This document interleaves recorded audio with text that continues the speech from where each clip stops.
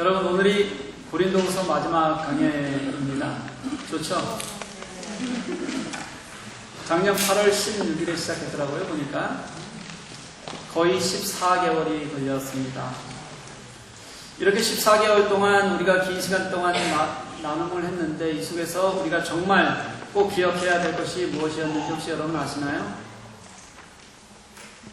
고린도후서는 우리들에게 어떤 메시지를 주려고 하는 것인가?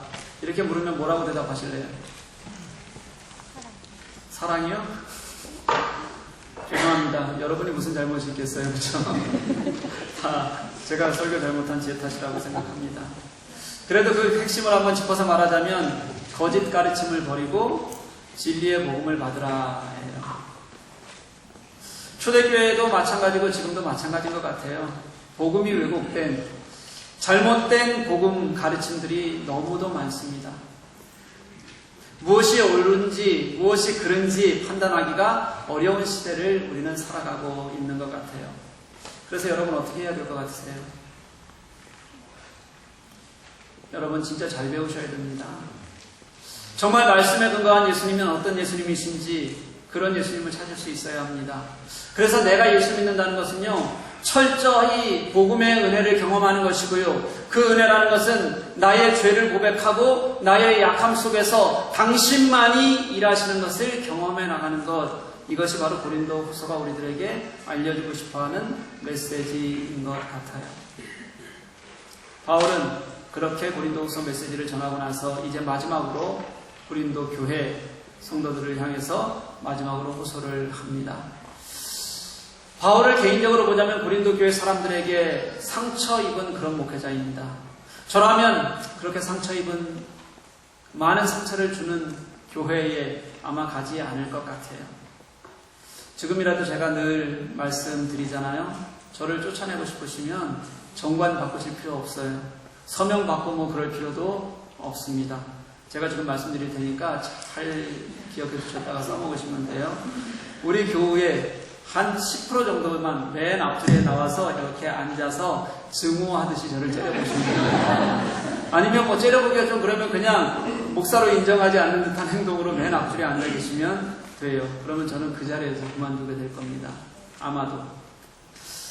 지금 우리 교회 성도로 생각하면 약 한 20명 정도만 요 앞에 앉아서 그러시면 돼요. 그냥 어려운 일도 아닙니다. 왜 그러냐면 저는 그런 상황 자체를 못 견뎌요. 누군가가 저를 욕하고 또 상처 주고 이런 것들을 길게 가지를 못하는 사람입니다. 그리고 또 그런 상황을 목회자가, 교회가 그런 상황까지 왔으면 그건 당연히 목회자 책임이라고 생각해요. 그리고 또 한 가지는 그런 상황이 되면 어차피 그 교회는 목회자가 떠나지 않고는 문제없이 회복되기가 어렵습니다. 그래서 아마 여러분들이 그렇게 하시면 금방 저는 나가게 될 거예요. 뭐 어렵게 생각 안 하셔도 돼요. 근데 한 가지 명심해야 될 게 있습니다. 꼭 앞자리에서 그러셔야 된다는 거예요. 제가 뒷자리 지금 잘 안 보여요. 누가 왔는지도. 그리고 중간에 있는 분들이 그럼 신경이 별로 안 쓰여요. 뭐 그러거나 말거나 하죠. 뭐 중간 뒤쪽이야. 그런데 앞자리에 앉아서 그러면 굉장히 심각하게 받아들이는 겁니다. 그래서 앞자리로 여러분 오셔야 되는데요. 저는 그런 기대가 있어요. 여러분들이 앞자리에 오시면 그렇게 예배를 드리다 보면 여러분들은 생각하지 못했던 하나님의 은혜가 이 앞자리가 은혜의 자리거든요. 하여튼 저는 그런데 바울은 달랐어요. 그렇게 상처를 입었는데도 불구하고 교회를 사랑하고 교회를 지키고 싶어졌습니다. 그래서 끝까지 그들에게 해야 될 것들을 나는 놓지 못하겠다는 거예요. 제가 이런 바울의 상처를 이렇게 한번 말씀 속에서 들여다보면 정말 참 쓰릴 것 같다는 생각이 들어요. 2차 전도 여행 때 성령께서 바울이 원하지도 않는데 끌고 갔어요. 그래서 마게도냐로 가게 하시고 그 밑에 있는 아가야의 고린도 교회로 이끌어 주셨어요. 그 고린도에서 18개월 동안 머물면서 그 시간은 정말 교회가 있기는 어려운 척박한 환경 속에서 자신이 할 수 있는 모든 것을 다했던 그런 시간이었어요. 그렇게 헌신을 다했거든요. 그런데도 그런 교회가 망가졌어요.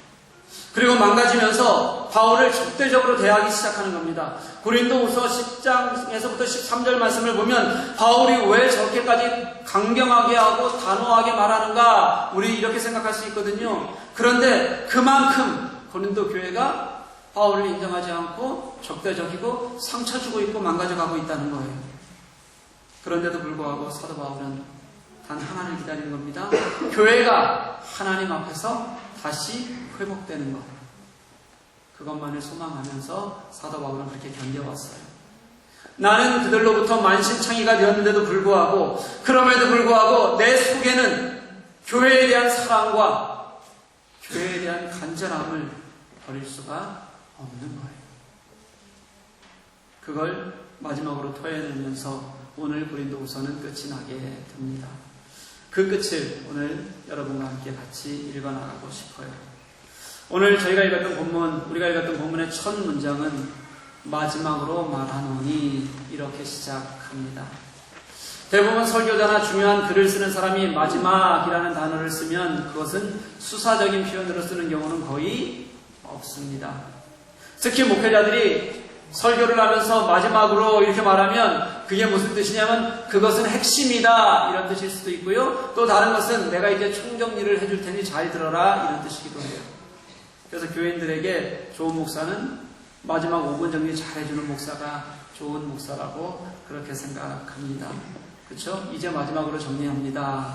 거기에다 친절하게 이렇게 덧붙이는 거죠. 다 잊어도 지금 이것만 꼭 기억하고 돌아가세요. 그렇게 해서 한 3분 정도 깔끔하게 정리해주면 얼마나 좋아요. 그렇죠?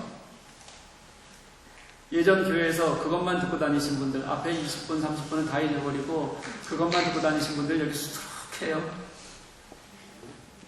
그런 교우들에게 저는 굉장히 매력이 없는 목사입니다. 왜냐하면 저는 정리를 안 해주거든요. 그리고 처음서부터 잘 들어야 되고 게다가 잠시만 딴 생각하면 완전히 놓쳐버려요. 그러니까 따라오기가 굉장히 어렵습니다. 정리를 안 해줄 거면 남들 잘하는 첫째, 둘째, 셋째 뭐 이런 거라도 해줘야 되는데 그것도 안 하잖아요. 누가 그러더라고요. 저처럼 이렇게 설교하는 스타일을 뭐라고 한다고요? 저는 제가 설교하는 스타일이 강해 설교 스타일인 줄 알았어요. 강해 설교죠. 그랬더니 그 성도가 저에게 이렇게 얘기해요. 짜증나는 스타일이에요. 저는 목사에게 이런 말들을 아무렇지도 않게 하는 이런 교회가 너무도 점점점입니다. 여기까지. 그럼 여러분이 들으시는 거예요. 제가 왜 그런가 하면요. 저는 바울처럼 변명을 좀 제가 해보자면 예배에 와서 예배가 설교가 예배의 핵심이다 라고 생각하고 그러니까 너희들 이것만이라도 듣고 가셔라 이런 거는 예배를 모르는 거라고 생각해요. 예배는 내가 먼저 온전하게 하나님께 마음을 드리는 것이고 하나님을 보는 것이고 그 바라는 하나님을 찬양하는 거예요. 그래서 그렇게 임재하시는 하나님으로 인해서 위로받고 그리고 그 하나님으로 인해서 은혜 받는 시간이 예배거든요. 그러니 설교가 중요하니까 이것만 듣고 가라. 이거는 잘 모르는 거죠. 다시 돌아갈게요. 아무튼 형식이 어떤 마음이건 마지막 말은 중요해요.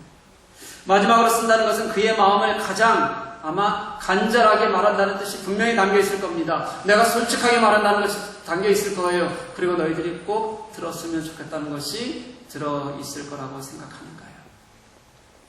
제가 이 말씀을 묵상하면서 걱정이 하나 됐는데요. 우리 남자 성도님들 잘 들으세요. 아내가 경고하잖아요. 참다 못해서 마지막이라고 경고하잖아요. 그거 허투루 들으시면 안 됩니다. 언젠가 얼굴에다가 서류를 집어던지면서 사인해놔 그리고 집을 나갈 수도 있어요. 여러분 괜히 5, 6월에 소리가 내린다는 말이 생긴 게 아니에요. 옆에 안에 있으신 분들 한번 보세요. 꼭 옆에 아니라도 한번 보세요. 어떤가. 그 예쁜 얼굴 뒷면에는 마지막 경고식 하나씩을 다 써갖고 다니는 거예요, 지금. 그렇죠, 아내분들? 대답 못하네. 아니라고 대답을 못하네. 바울이 마지막으로 말하노니 이게 얼마나 진심이겠어요. 그 마음으로 바울은 성도들을 이렇게 부르더라고요. 마지막으로 말하노니 형제들아. 고린도후서 전체에서 사도 바울이 형제라는 말을 썼던 게 고린도후서 1장 1절에서 디모데에게 썼을 때 처음 한번 써요. 그 다음에 고린도후서 1장 8절에서 이 편지 수신인들에게 쓸 때 형제들아 이렇게 쓰는데, 이거는 고린도 교회 전체 사람들을 대상으로 한 게 아니에요. 그게 아니라 자신의 마음에 믿어주었던 사람들, 그리고 나중에 회개하고 돌아온 사람들, 그들에게 쓰는 말이 형제라는 표현이었어요. 그리고 오늘 본문의 세 번째 한 번 더 쓰는데, 이렇게 전체를 놓고 형제들아 이렇게 쓰는 거예요. 고린도후서 10장부터 13장 말씀은 정말 괴로운 편지였어요. 바울에게 엄청난 상처를 입혔던 사람들에게 그들을 책망하면서 쓰는 편지거든요. 그런데 그렇게 책망하면서 상처를 주었던 사람들에게 형제들아 이렇게 표현하는 겁니다. 그리고 흔히 쓰지 않는 그런 말을 그들에게 써주는 거예요. 많은 학자들은 아마 이것은 수사학적 표현일 것이다 이렇게 생각하는 자들도 있어요. 그런데 저는 그렇게 느껴지지가 않아요. 제 마음엔 분명하게 바울의 마음이 느껴지는 것 같아요. 그 부름에는 나의 모든 상처를 덮어두고, 그리고 십자가로 내가 너희들을 대하고 너희들의 회복을 원한다는 그런 바울의 마음이 그 안에 들어가 있는 것 같아요. 저는 이게 그리스도인의 마음이라고 생각합니다. 저는 이게 지도자의 마음이어야 한다고 믿습니다. 우리는 사람을 볼 때요, 얼마나 교우들을 볼 때도 나 중심인 줄 몰라요. 늘 내 상처가 더 크고 늘 내 자리가 더 견고합니다. 그래서 어려운 사람들을 보잖아요. 아파하는 사람들을 보면 멀리서는 안타까워요. 그래도 우리가 예수 믿으니까 안타까움을 갖다가도 조금이라도 그게 나와 연관될라 치면, 엮이는 상황이 되면 갑자기 마음이 불편해져요. 우리의 인간에 대한 연민이 얼마나 얇은지 아세요, 여러분? 그런 것조차도 나의 이익에 따라서 변해버리는 경우가 너무도 많습니다. 모든 관계는 나의 마음에 좋고 나의 마음에 나쁘고 이것에 따라서 결정되는 경우들이 너무 많다는 거예요. 그런데 성경은 관계를 그렇게 말하지 않습니다. 성경이 가르치는 것은요, 삶 자체가 더불어라는 단어를 빼고는 설명이 불가능하다 이렇게 우리들에게 말하고 있는 것 같아요. 여러분 선한 사마리아인의 이 비유 잘 알고 계시죠? 율법사와 예수님이 대화를 나눠요. 율법사는 자신이 이웃을 정말 잘 사랑한다고 생각했어요. 자랑하고 싶었어요. 그래서 예수님께 묻습니다. 나의 이웃은 누구입니까? 누가 나의 이웃입니까? 그때 예수님께서 강도 만난 사람의 이야기를 들려주세요. 그 이야기가 다 끝이 나고 나서 예수님께서는 그에게 묻는 거예요. 누가 강도 만난 자의 이웃이냐? 내 중심으로 보자면 내 이웃은 누구냐? 우리는 그렇게 묻지만 예수님께서는 이 이야기의 중심은, 이웃의 중심은 내가 아니라 그 어려운 사람이어야 된다고 말씀하시는 거예요. 그래서 내 이웃을 내 중심으로 보기 시작하면 내 주위에 있는 사람, 나와 친한 사람, 나와 가까워서 무엇인지 할 수 있는 사람, 그런 사람들이 내 이웃인 것 같아요. 그런데 예수님은 이웃은 내 중심이 아니라 상대방 중심이어야 되기 때문에, 어려운 사람 중심이어야 되기 때문에, 도움이 필요한 사람 중심이어야 되기 때문에, 그래서 이렇게 물으시는 거예요. 누가 강도 만난 사람의 이웃이냐? 사랑하는 교회 여러분, 예수님의 마음으로 사람을 볼 수 있기를 간절히 소망합니다. 아프고 어려운 사람들을 먼저 볼 수 있어야 되는 거예요. 하나님은 사람을 정말 회복시키고 싶어서 어쩔 줄 모르시는 분이세요. 그러니 우리도 마찬가지여야 되죠. 우리가 사람을 살릴 수 있다면, 회복시킬 수 있다면 내 상처는 덮어두고서라도 그게 예수님의 마음이니까, 그게 십자가의 이유니까, 그래서 같이 마음을 쏟는 거예요. 우리도, 우리의 마음도 그렇게 서로에게 열릴 수 있기를 주님의 이름으로 간절히 소망합니다. 예수 그리스도의 십자가가 나를 살린 것이잖아요. 그 은혜가, 그 감격이 지금도 나를 살게 하는 것이다. 우리는 그렇게 고백하잖아요. 그 마음으로 서로를 도와줘야 되는 거죠. 때로는 내게 어려움이 있을지라도 그렇게 품어주는 우리가 될 때 하나님의 기뻐하심이 우리 속에 있는 거예요. 그렇게 함께 살아갈 수 있기를 주님의 이름으로 간절히 소망합니다. 그렇게 형제들아 마음을 열었던 바울이 이제 5가지 권면을 합니다.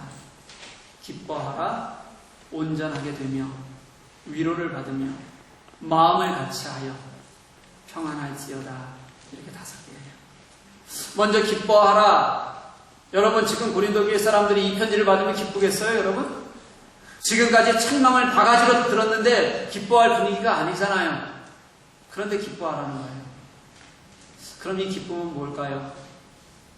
바울에게 있어서의 기쁨은 이런 거예요. 지난주 본문 우리가 읽었던 본문 9절 말씀에 보면 바울은 내가 약할지라도 고린도 교회가 강해지면 그게 기쁘다 이렇게 표현합니다. 고린도 성도들의 강함이라는 것이 뭐겠어요? 바울은 그들보다 높아지지 않아도 괜찮아요. 그저 그 교회가 복음에 바로 서고 그 은혜를 그들이 살아간다면 그게 기쁨이라는 것이 그 표현이에요.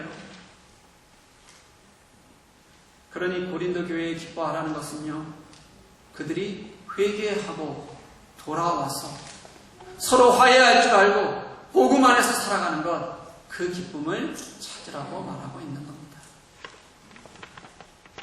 그 다음에 온전하게 되라. 이것은 회복한다는 뜻을 가지고 있습니다. 어디서 회복할까요? 그들이 가진 지난 시간들에서 회복하는 거죠. 잘못된 것에서 돌아서는 겁니다. 고린도후서 12장 말씀을 보면 그들은 죄악들이 너무 많았어요. 다툼, 시기, 분냄, 당짓기, 비방, 수군거림, 게다가 더러움과 음란까지 그들에게는 다 쌓여 있었어요. 그런 것에서 회복하는 거예요. 여러분, 회복은 말이 아니라 삶입니다. 회복은 예수 그리스도께서 원하는 삶으로 회복해서 돌아가는 거예요.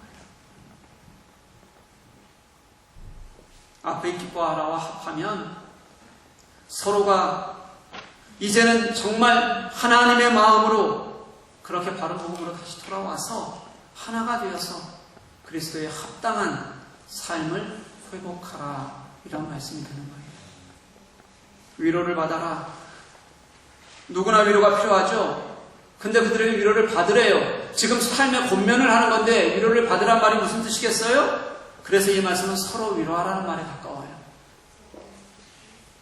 서로가 하나님의 위로가 너희들에게 있으니 그것을 가지고 서로 다독여라. 약한 자를 돌아볼 줄 알아라. 아픔을 함께 느낄 수 있어라. 그래서 서로 손잡아줘라. 이게 위로하더라는 것의 진정한 의미예요.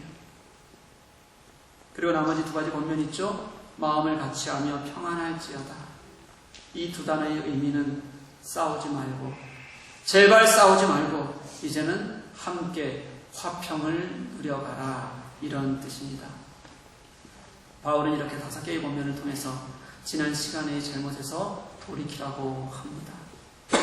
바른 복음을, 바른 삶을 회복하고, 그래서 그것이 회복되면 서로가 위로되고 평화를 누린다, 이렇게 사도 바울은 그들에게 다시 한번 설명해 주고 있는 거예요.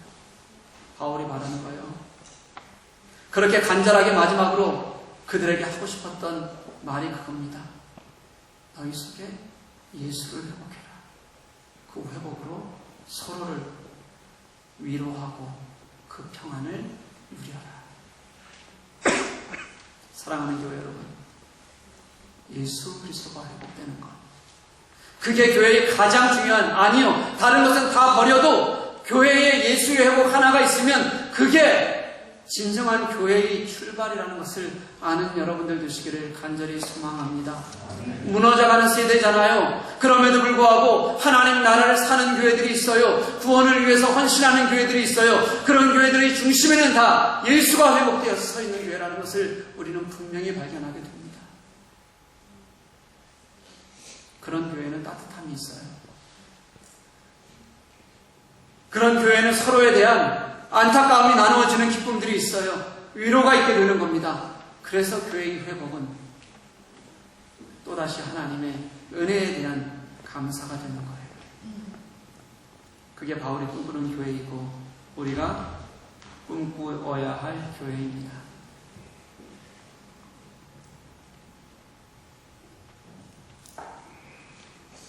그렇다면 이것을 우리가 어떻게 이루어갈까요?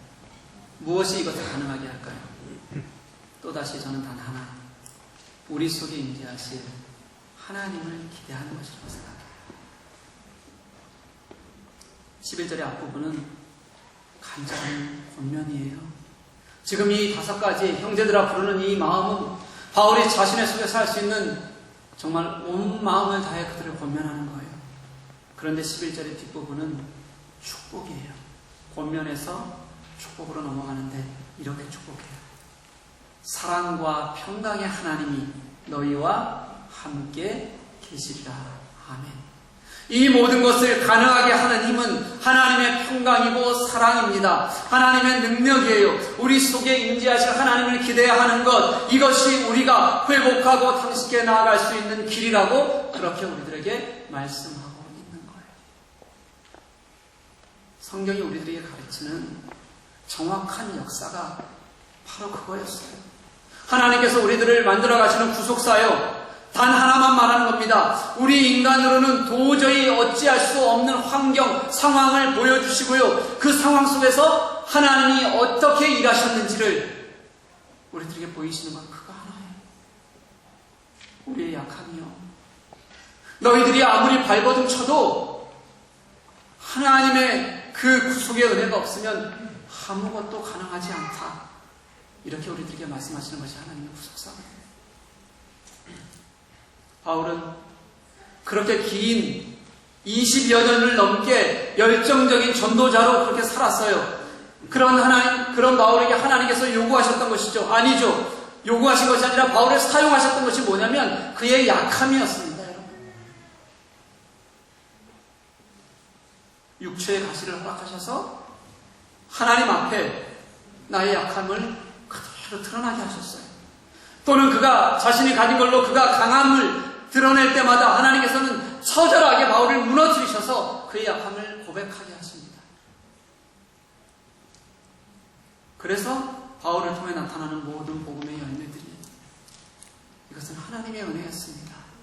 하나님이 하시지 않으면 안 되는 것이었습니다라고 고백하게 하시고 증명해 보이시는 거예요. 이게 하나님의 방법이고 바울의 고백이에요. 영국의 탁월한 설교가였던 존 뉴턴이라는 사람 혹시 알아요? 여러분 이 찬양 아실 겁니다. 나 같은 죄인 살리신. 이 찬송으로 더 많이 알려진 그런 목사님이에요. 한마디로 개망나니 같은 삶을 살았던 분입니다. 정말 처참하게 죄를 짓고 회심했다가 또다시 처참하게 죄를 짓고 회개했다가 이런 삶을 반복했던 사람이에요. 술주정뱅이로 살고 창녀와 어울리고 또 전쟁에 나왔다가 전쟁포로가 되어서 노예로 팔려나갔을 때는 너무도 힘드니까 성경을 보고 눈물로 참회하고 돌아오기도 하고요. 그 다음에는 또다시 하나님을 저주하고 자기 혐오에 빠져 살기도 하고요. 나중에는 노예 무역선의 선장이 돼서요, 아프리카 흑인들을 잡아다가 그것을 노예로 팔아넘기는 아주 끔찍한 그런 일들을 하게 됐어요. 그러다가 풍랑을 만나게 돼요. 배가 난파가 되는 큰 어려움을 겪습니다. 그때 배가 난파는 되고요, 작은 배 조각 하나의 의지에서 나는 이제 죽어가는구나 하는 절망을 느끼고요, 정말 내가 아무것도 할 수 없는 지옥 같았던 참담한 속에서 그 속에서 자신을 구하시는 하나님을 만나게 됩니다. 그 은혜를 경험하고 그리고 나서 그를 완전히 바꿔놓았어요. 그래서 그 하나님의 은혜를 고백하는 노래가 나 같은 죄인 살리신 이 노래예요. 그가 나중에 고백하는 말이 이거였어요. 하나님은 내가 진짜 아무것도 못하는 궁지에서 나의 어떤 작은 몸부림도 의미가 없는 약함 속에서 그때 은혜를 베푸셨고 예수 그리스도를 회복시켜 주셨습니다. 그래서 나는 더 이상 하나님 앞에 내어놓을 것이 없습니다. 나 같은 죄인 살리신 이 찬송가의 가사를 직역하면 이렇게 된다고 합니다.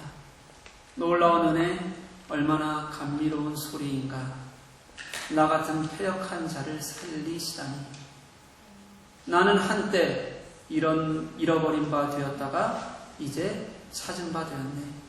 이전에 눈먼 자였으나 이제는 보게 되었네. 이게 그리스도의 은혜라는 거예요. 사랑하는 교회 여러분, 우리에게 회복되어야 할 예수 그리스도, 그래서 그 예수 그리스도의 회복이 우리를 만지실 그 위로와 감격, 이게 진짜 우리에게 있다면 얼마나 감사하고 살 수 있을까요? 이게 정말 나의 것이라면 우리가 얼마나 벅찬 신앙생활을 즐거워하면서 살아갈 수 있을까요? 그런 은혜를 회복하기 위해 애쓰는 여러분 되시기를 간절히 소망합니다. 하지만 그무엇보다도 하나님께서 너무도 약한 우리에게 주시는 당신의 은혜임을 고백하고 기대할 때, 우리가 그 소망을 품을 때 우리는 진정한 회복을 얻게 된다는 것도 잊지 마십시오. 그게 우리에게 주시는 축복인 거죠. 그 은혜의 축복을 누리시는 여러분 되시기를 간절히 소망합니다. 이제 정말 끝입니다. 13장 13절은 고린도후서의 마지막 절입니다. 같이 한번 읽어볼까요? 시작. 주 예수 그리스도의 은혜와 하나님의 사랑과 성령의 교통하심이 너희 무리와 함께 있을지어다. 아멘. 이 문장 고린도후서의 마지막 절은요, 우리가 잘 아는 대로 언제 하는 거예요? 매주일 예배 마지막 순서로 목회자가 하는 축도예요. 주 예수 그리스도의 은혜는 죄인인 우리를 위해서 죽으신 십자가의 은혜를 말합니다. 무엇으로도 넘을 수 없잖아요. 어떤 것으로도 계산할 수 없는 하나님의 일하심을 얘기하는 겁니다. 그래서 십자가를 우리는 한마디로 은혜라고밖에는 표현할 수 없는 거예요. 그 예수의 십자가는 우리 인간이 범죄하였음에도 불구하고 먼저 찾아오시고 화해하시고 붙들어 주셨던 하나님의 사랑입니다. 우리가 아직 죄인 되었을 때에 그리스도께서 우리를 위하여 죽으심으로 하나님께서 우리에 대한 자신의 사랑을 확증하셨느니라. 이게 하나님의 사랑이죠. 그리고 이 은혜와 사랑을 체험한 자들에게 주시는 하나님의 선물이 성령이에요. 그분은 우리와 교제하시고 우리를 그냥 두시는 것이 아니라 우리가 아름다운 공동체로, 그렇게 거룩한 공동체로 만들어 가시기를 도와주시고 함께 하시는 분이세요. 그래서 이 마지막 절의 말씀은 끝이 아니라 다시 시작합니다. 여러분 잘 아시잖아요. 이 고린도후서 10장에서 13장까지의 편지를 받은 고린도 교인들이요, 그렇게 그들은 무너질 것 같지 않았던 그런 사람들이요, 강팍하고 왜곡된 그들의 신앙이 무너지는 놀라운 은혜를 맛보게 됩니다. 그리고 그들이 예수께 돌아오는 거예요. 그래서 감격스럽게도 그들은 회개하고 회복하고, 그래서 이 13절의 은혜가 그들의 축복의 노래가 되는 거죠. 그들에게 이 사도 바울이 주고자 했던 이 말씀이 그들이 다시 하나님께서 그들을 회복시키는 도구가 되어서 그렇게 함께 기뻐하고 함께 위로하고 함께 은혜를 나누는 삶을 살게 됩니다. 이게 바로 하나님의 일하심이에요. 끝이 아니라 그 절망의 끝에서 다시 시작하는 은혜입니다. 사랑하는 교회 여러분, 교회는 일어서야 합니다. 성도는 회복되어져야만 합니다. 내 안에서 예수를 회복하고, 그래서 우리가 누릴 위로와 평안을, 그 은혜의 기쁨을 교회는 나눌 수 있어야 합니다. 저는 분명히 확신합니다. 교회가 이 땅의 마지막 희망이라고 저는 확신합니다. 하나님께서 우리 성도들을 일으켜 세울 것이라고 분명히 확신합니다. 새로 시작할 수 있을 것을 성령께서 우리를 통해 도우시고 일하실 것이라고 저는 믿습니다. 내 안에 계신 예수 그리스도로, 그 사랑으로 우리는 반드시 일어서게 되어져 있습니다. 사랑하는 교회 여러분, 어떤 어려움도, 지금 내 안에 있는 갈등도 이제는 다 하나님께 맡기고, 내가 회복되고 교회가 회복되고, 그래서 우리는 늘 마지막이 아니라 내게 주시는 하나님의 말씀이 이제 다시 시작되는 은혜와 평강으로, 위로의 삶으로 새로이 하나님께서 나를 만들어 가시는 삶을 살기를 고백하는, 그것이 우리의 삶이 되는, 저와 여러분의 삶이 되기를 주님의 이름으로 간절히 소망합니다.